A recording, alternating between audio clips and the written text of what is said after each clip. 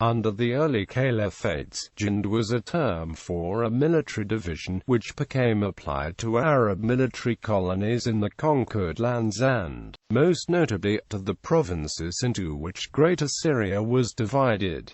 The term later acquired various meanings throughout the Muslim world. Origin and evolution of the term.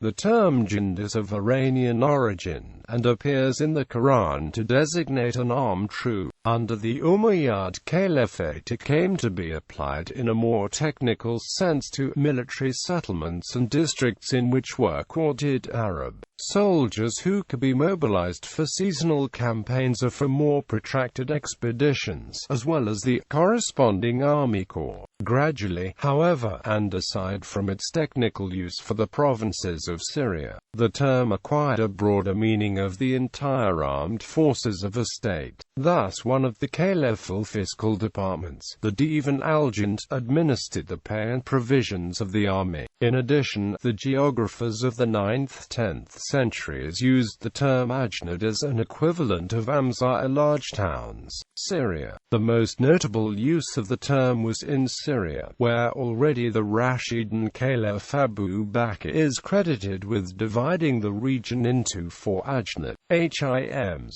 Damascus, Jordan, and Palestine. The Umayyad Caliph Yazid I then added the district of Qanasreen. This practice remained unique to Syria and was not emulated in any other province of the Caliphates, which were usually headed by a single governor, hence they were often referred to collectively as al-Shamat, the Syrias. The circumscriptions of the Ajnad by and large followed the pre-existing Byzantine provincial boundaries, but with modifications.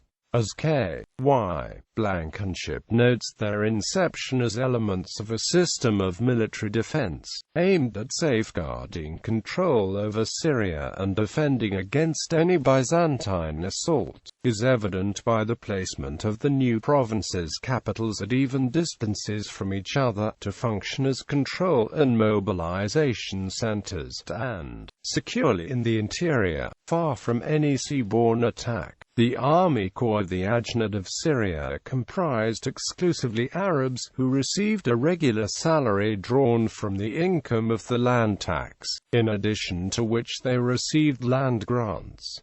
On campaign, they were accompanied by retainers and reinforced by volunteers. The division into Ajnad continued in Syria under the Abbasid Caliphate and beyond, until well into Mamluk times. Under the Abbasids, a governor-general of Syria often presided over all of the districts, while in 785 Harun al-Rashid added the new district of Jind al-Hawazm in the north, encompassing the frontier zone with the Byzantines. Egypt. In Egypt, soon after its conquest, a military colony was established in Fustat. The Arab settlers who comprised it became known as the Jind of Egypt. They too, like the Syrian Ajnad, were inscribed on the army rolls and received a regular salary. For long they provided the only Muslim military force in the province, and played a major role in the political life of the country, jealously safeguarding the privileged position for the first 2 centuries of the Islamic period, until the power was broken in the turmoils of the Fourth Fitna, al-Andalus.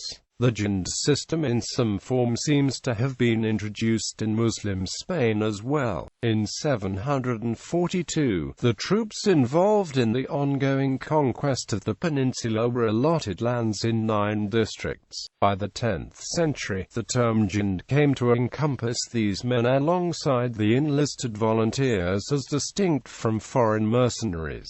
Maghreb. In the Maghreb, beginning with the Aghlabid rulers of Ifriqiya, the term Jind came to be applied to the personal guard of the ruler, and henceforth kept a restricted sense which is often difficult to define, rarely applying to the whole army. A similar usage is evident in Mamluk Egypt, where the term applied to a specific section of the Sultan's personal troops, though not his actual bodyguard.